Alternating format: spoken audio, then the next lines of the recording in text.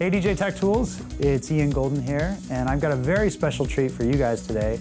I am here in Las Vegas, Nevada with Luca Pretolesi, who is the owner and founder of Studio DMI, one of the more successful mixing and mastering houses that specializes in electronic dance music.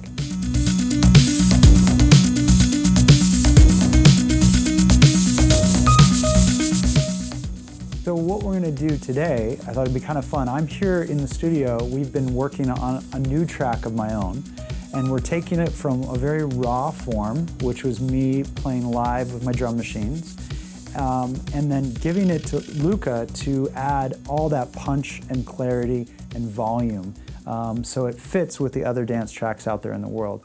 And I thought it'd be really interesting to show you his process of taking a raw song with no mixing or mastering and getting it ready for the dance floor.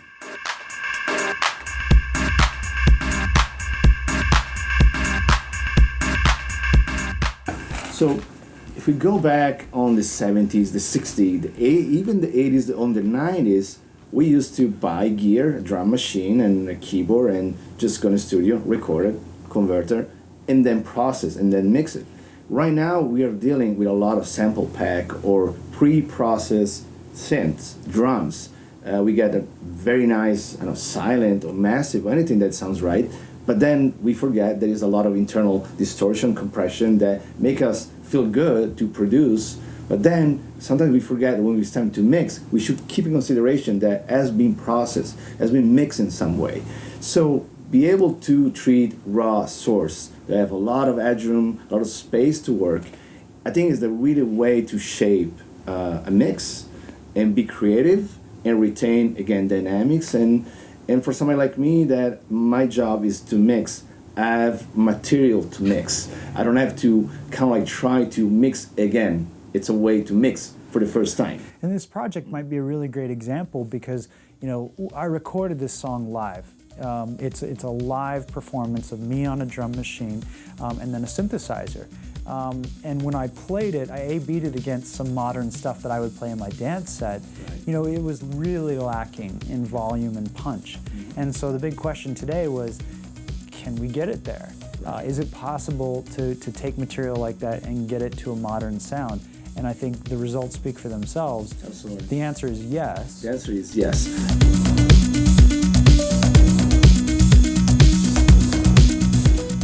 So what we're talking today is a stem mastering technically.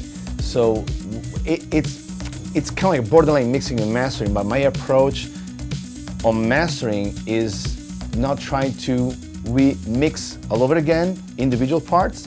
It's more like to reshape if needs. The track has a really raw feeling with a lot of dynamic, a lot of space, but to me was missing a little bit of groove in some way created by compression, limiting, and EQing that doesn't feel like artificial compression. We're not going to reduce dynamic. We're kind of like going to expand certain area, and we're going to give like some movement between bass and kick. And try to create a little bit of space between the kick and the bass, and have the top percussion to open more, be wider, and snare and kick more center. Let's remember that 90% of the club system now or festival, they're running mono. So that's really important. Let's take a listen really quick about the rough. The track, it's kind of like, I don't want to say narrow, but really mixed in the center, captured in that way. And this is the original mix, right? This is the original mix, correct. Let's bring the top end, make the 10K and up to move. Let's make the 80 hertz and down move. Have the bass to sit around the kick.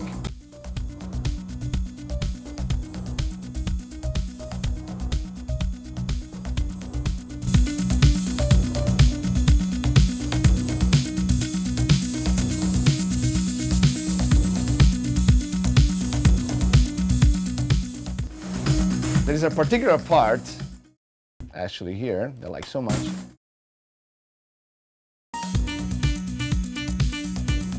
Before, I felt it was kind of like on the same space, same level, and my goal was to take the top and have this movement as far as the mono, which is very important, main element, snare, kick, bass, mono really center. Before was missing snare on the center. On the side, on the way around, a lot of top end information on the side. Before was missing hi-hat, rides, crash on the side. Now we have it. So on the same time, as far as the side, we need to be careful. Don't compress or limit too much on the side. Leave dynamic range on the side. That's the one that we goes on MP3, and we're gonna start to really feel a little bit like fatiguing to our ears when we start to compress too much on the side. For this reason, the first things that I do, I have my stereo bus compression when I try to stay away from compression on the side, and I use mid-side compression most of the time to try to compress only the mid and leave the side really open with a lot of dynamic range. Can we hear that? Can we hear just the sides? Sure.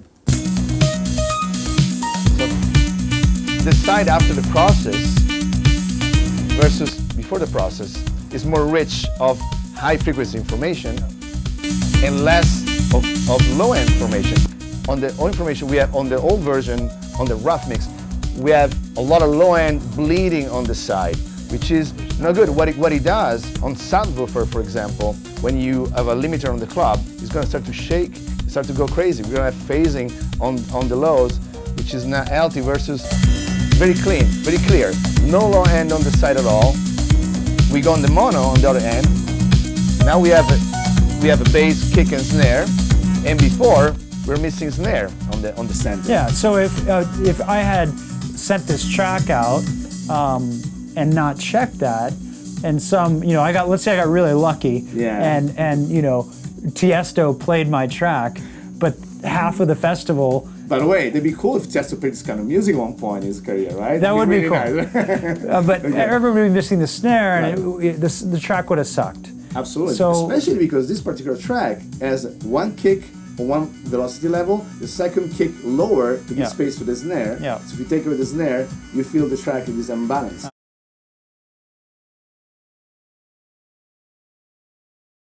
I had a really clear idea from the beginning. I say, okay, I want to absolutely make sure that the R part, it takes a 3D effect where the transient parts, which is like this 3K, around 3K, 4K, and 400, I want this to really snap. Yeah.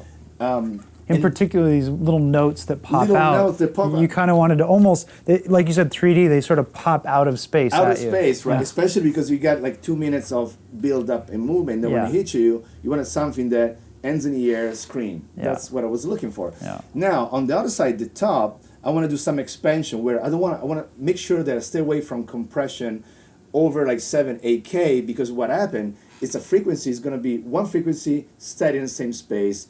Your ears get tired. So I want that frequency to flow, to move. Oh, interesting. And I use expansion on the top and on the low for this purpose. So let's listen this part. Let's bypass the entire chain. Very flat. Very flat. Yeah. And then, and as you can see, especially this area, that's the part that I want to move, and visually you can see it's moving. Yeah. And as well, this area, I want this bass to have this movement. So that's the job of the multiband compressor.